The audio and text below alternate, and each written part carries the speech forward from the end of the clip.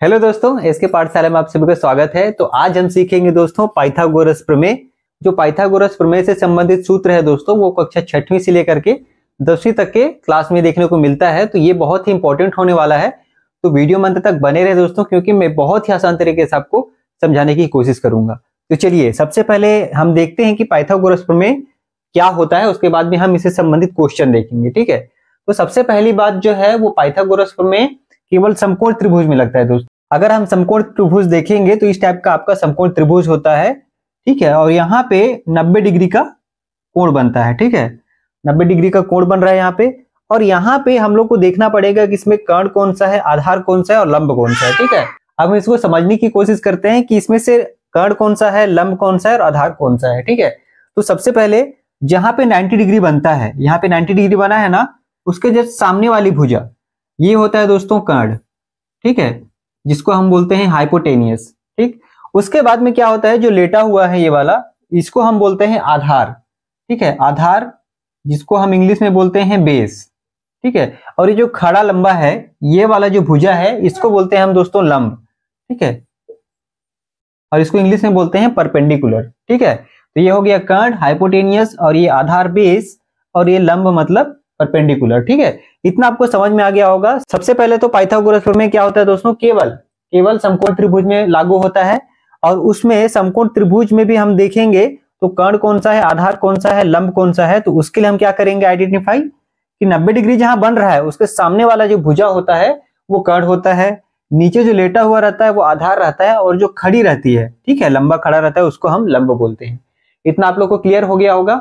अब यहाँ पे पाइथागोरस जी ने सबसे पहली अवधारणा दी थी कि जो कर्ण जो होता है वो आधार और लंब ये दोनों भुजा से बड़ी होती है। ठीक है, मान के चलिए ये 5 सेंटीमीटर है, ये 6 सेंटीमीटर है, तो ये कर्ण जो होगा दोस्तों ये दोनों से बड़ा होगा। ये 5 है, 6 है, तो ये 7, 8, 9 जैसे भी हो सकता है, लेकिन इन दोनों भुजाओं से कर्ण जो है बड़ा होगा। ये पहला अवधारणा था पाइथागोरस जी का।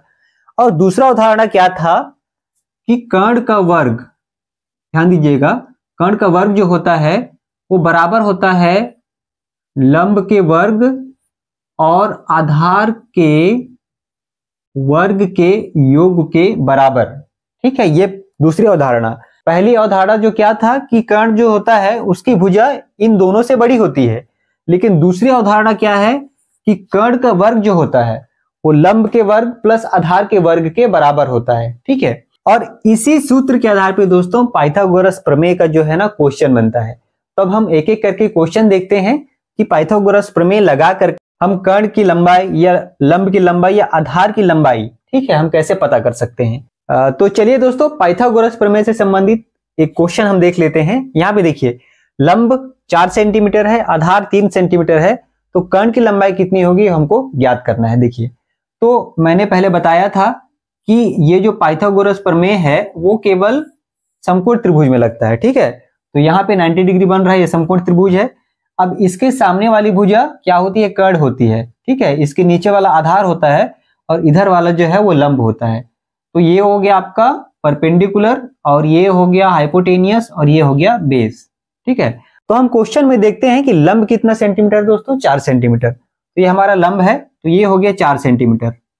ठीक है, उसके बाद में आधार कितना सेंटीमीटर है, 3 सेंटीमीटर। तो ये देखिए, ये आधार है, ये 3 सेंटीमीटर है, और हमको ये हाइपोटेनियस जो कर्ण है उसको हम लोग को ज्ञात करना है कि अगर लंब 4 सेंटीमीटर है, आधार 3 सेंटीमीटर है, तो कर्ण कितना सेंटीमीटर होगा। ठीक है, तो हम सभी जानते हैं, पहले मैंने बता दिया है कि पाइथागोरस प्रमेय का सूत्र क्या होता है, कर्ण का वर्ग, ठीक है, बराबर लंब का वर्ग प्लस आधार का वर्ग। ठीक है, ये होता है पाइथागोरस प्रमेय का सूत्र।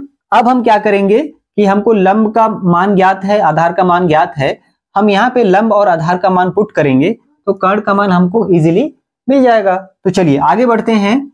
कर्ण का वर्ग बराबर क्या हो जाएगा, लंब हमारा कितना सेंटीमीटर दोस्तों, 4 सेंटीमीटर। यहाँ पे देखिए लंब 4 सेंटीमीटर है, यहाँ पे 4 लिख देंगे। अब यहाँ पे वर्ग है तो 4 का वर्ग करना पड़ेगा, सिंपल कर दीजिए, फिर बीच में प्लस है तो प्लस कर दीजिए। अब यहाँ पे आधार कितना है, तो आधार है आपका 3 सेंटीमीटर। ठीक है, तो यहाँ पे 3 लिख दीजिए, और इसका वर्ग है तो इसको वर्ग कर दीजिए। क्लियर है, इतना तो सिंपल है। ये आपका पाइथागोरस प्रमेय का सूत्र है। और उसी में हमको लंब का मान दिया गया है, आधार का मान दिया गया है, उसको हम लंब के जगह में 4 पुट कर दिए, आधार की जगह में 3 पुट किए। ठीक है, इसमें वर्ग वर्ग लगा है तो इसमें भी हमको वर्ग लगाना पड़ेगा। क्लियर है? आगे बढ़ते हैं।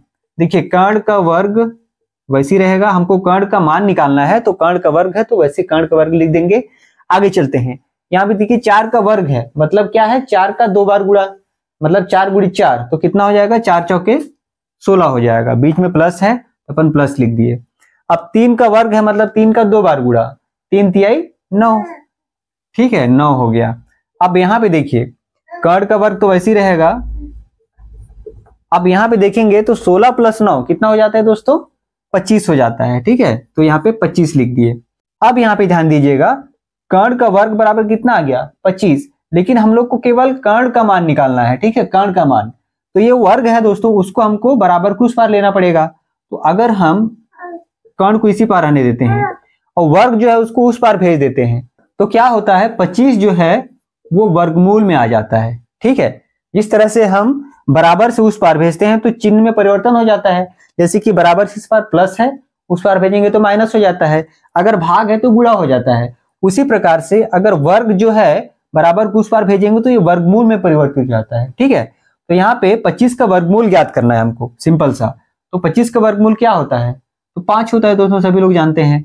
मतलब कि अगर हम 5 गुणित 5 करते हैं तो 25 आता है। ठीक है, तो 25 का वर्गमूल कितना होता है, 5। तो ये हमारा आंसर है। बहुत ही सिंपल था।